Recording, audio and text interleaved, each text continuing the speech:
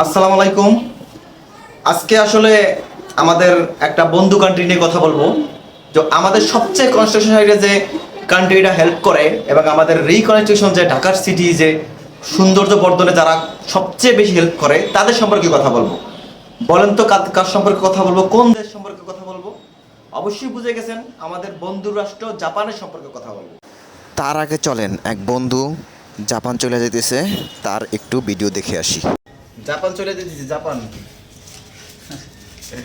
এই যে জাপানি ইয়েন কিনতে আসলাম।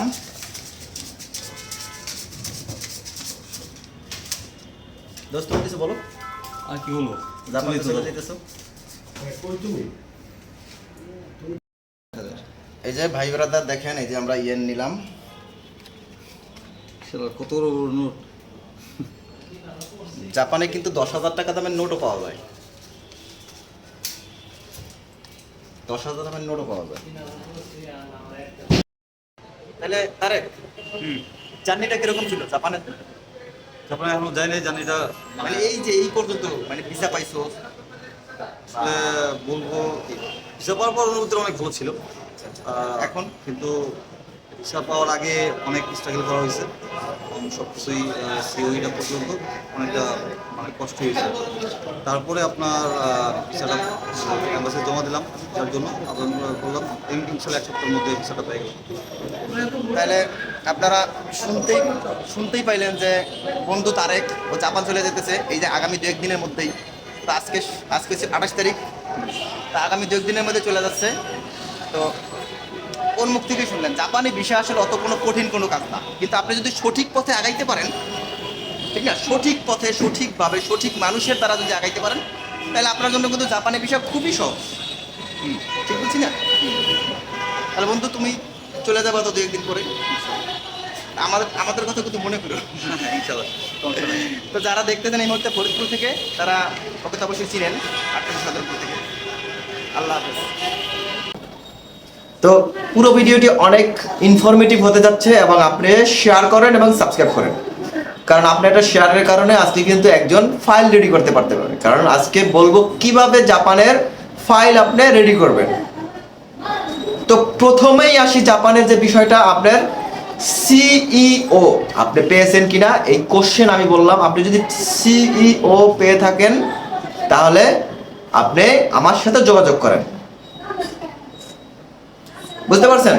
এলিজিবিলিটি লেটার আর কি, সিইও এলিজিবিলিটি লেটার, যেটা হয়েছে ভিসার অর্ধেক। আপনি যদি এলিজিবিলিটি লেটারটা পেয়ে যান তাহলে আপনি মনে করবেন অর্ধেক ভিসা আপনি পেয়ে গেছেন। বুঝতে পারছেন? মানে একটা অ্যাপয়েন্টমেন্ট লেটার আপনাকে দিয়ে দিল জাপানের যে আপনার ফরেন মিনিস্ট্রি থেকে।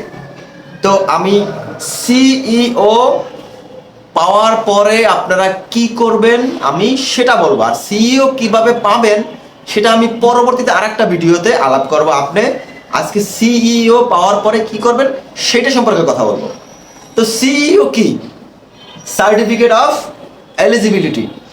তো সিইও যখন আপনি পেয়ে যাবেন তখন সিইওর সাথে আরও কিছু ডকুমেন্টস আপনাকে জাপান থেকে পাঠাবে। অবশ্যই আপনার রিলেটিভ বা যে কেউ আপনাকে কিন্তু সেটা পাঠাবে, অথবা আপনাকে কোম্পানি, যে কোনো কোম্পানি আপনাকে পাঠাবে। তো আমি একটু সংক্ষেপে বলি জাপানের ইনকাম বা জাপানের সোর্স, জাপানের আপনি যদি একজন যে যান তাহলে কীরকম বেতন পেতে পারেন সেই সম্পর্কে একটু কথা বলবো। তো দেখেন, জাপান আসলে এশিয়ার একটা কান্ট্রি হইলো, যদিও টাকার মান আমাদের চেয়েও কম। মানে আমাদের 1,000 টাকা, ওদের ধরেন 700 থেকে 800 এর মাঝামাঝি কোনো একটা টাকা হবে।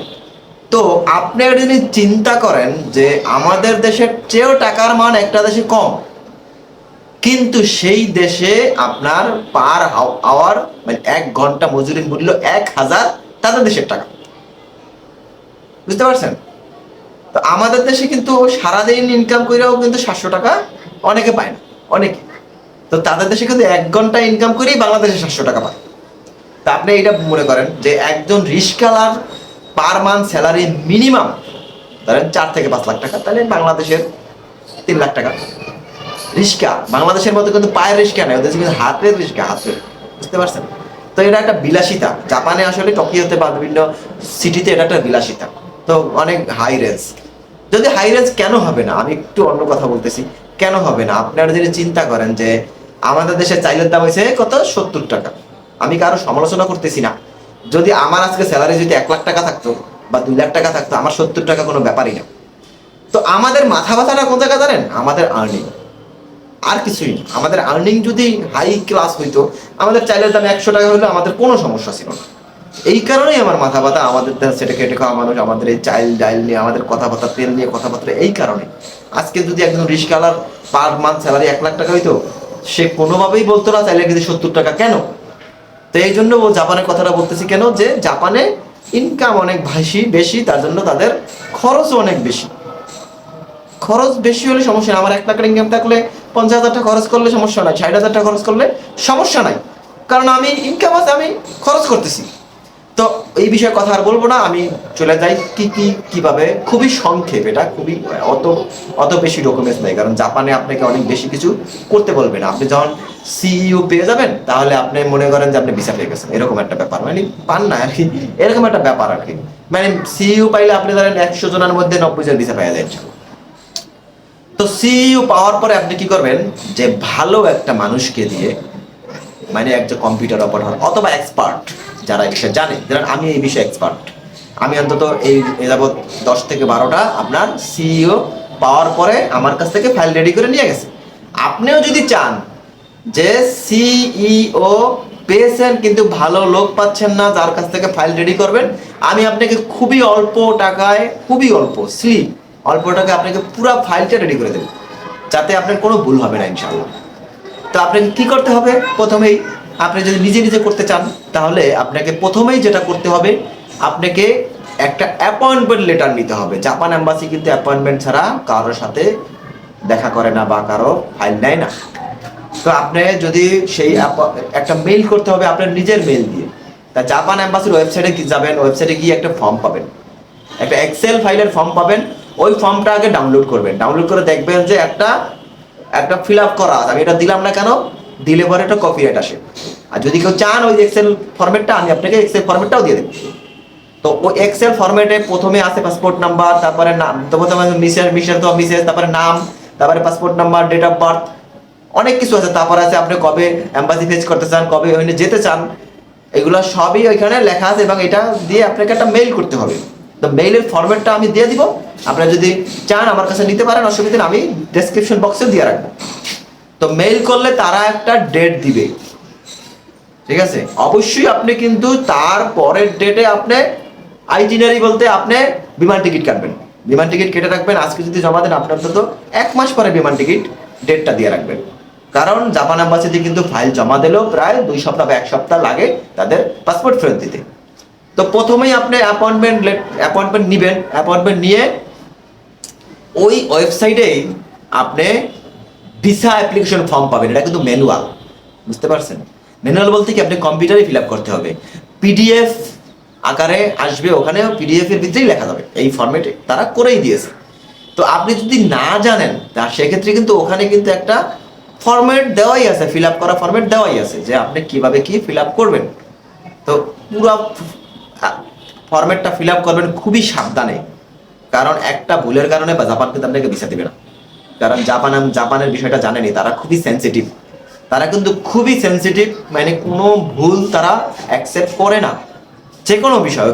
তারা এখানে জাপানের যে অ্যাড্রেস দিতে বলে, বাংলাদেশে একজন রেফারেন্স অ্যাড্রেস দিতে বলে, নাম, পাসপোর্ট নাম্বার, এক্সপায়ার ডেট, ওইখানে আপনাকে কে স্পন্সর করলো, এগুলা, তার ঠিকানা, তার নাম, তার সাথে আপনার রিলেশন কি, সব কিছুই কিন্তু খুবই মানে অথেন্টিক এবং নির্ভুলভাবে করতে হবে। যদি না করতে পারেন, আমাকে আপনারা হায়ার করতে পারেন। তারপরে আপনাকে ফাইল রেডি করতে হবে। এখন কিন্তু বর্তমানে আপনাকে, এখন আমি জুলাই মাসের কথা বলতেছি, আগে ছিল কি 2 কপি নিয়ে যাইতে হইতো, 1 কপি আপনাকে দিয়ে দেবে অরিজিনাল কপি, আর ডুপ্লিকেট কপি রেখে দেবে। এখন বর্তমানে তারা 1 কপি রাখে, যে ফটোকপি রাখে, তারা তাদের কাছে করতে হয়। আর আপনাকে তাদের একটা সুবিধা আছে, আপনি যদি অ্যাপয়েন্টমেন্ট ডেটে যদি সব কাগজপত্র যদি নাও নিতে পারেন, তাহলে কোনো একটা ডকুমেন্ট যদি মিস্টেকও হয়ে যায়, তাহলে তারা কিন্তু বলে আবার আপনার অ্যাপয়েন্টমেন্ট অমুক ডেটে আপনি সেই ডকুমেন্টসটি নিয়ে আসবেন, বুঝতে পারছেন? তো এক করে ভোটার আইডি কার্ড থেকে শুরু করে আপনাকে প্রতিটা ডকুমেন্টস ভালো করে সাজাইতে হবে, সাজাইয়া আপনাকে একটা ফাইল করতে হবে। কোনো ডকুমেন্টস কিন্তু স্ট্যাপলার মারা যাবে না, আবারও বলি, কোনো ডকুমেন্টস স্ট্যাপলার মারা যাবে না।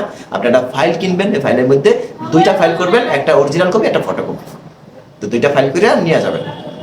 বুঝতে পারছেন? ছবি কিন্তু অবশ্যই আপনাকে ল্যাব প্রিন্ট হতে হবে, কম্পিউটার প্রিন্ট কোনোভাবেই অ্যাকসেপ্টেবল না, এই ভুল করবেন না। অবশ্যই ল্যাব প্রিন্ট করে নিয়ে যাবেন। ল্যাব প্রিন্ট করে নিলে কি হবে, তারা কিন্তু আপনাকে মূল্যায়ন করবে। বুঝতে পারছেন? তো আপনি ওয়েট করবেন, কারণ জাপান কিন্তু 1 থেকে 2 সপ্তাহ সময় নিয়ে থাকে তাদের ভিসাটা অ্যাপ্রুভ করতে। আর সিইও পাওয়া মানে আপনি কিন্তু অর্ধেক ভিসা পেয়ে গেছেন। আর সিইও কিভাবে পাবেন এই রিলেটেড ভিডিও আসবে, আপনি সাবস্ক্রাইব করে রাখেন। কিভাবে জাপান চলে যাবেন, জাপান কিন্তু খুবই অল্প টাকা যেতে পারবেন। আপনি বেশি হলে বাংলাদেশি টাকায় পাসপোর্ট ভিসা ছাড়া 50,000 টাকার মতন খরচ হবে, মানে বিমান ভাড়া ছাড়া। এর আশেপাশে কম বা বেশি আমি বলবো, সঠিক তথ্যটা আমি এখন বলবো না, ঠিক আছে? আপনি যখন আমার সাথে যোগাযোগ করবেন তখন আমি বলবো ইনশাআল্লাহ। তো আজকে জাপান রিলেটেড এ পর্যন্ত। যদি মনে করেন ইনফরমেটিভ, আপনি শেয়ার করবেন, সাবস্ক্রাইব করবেন। আল্লাহ।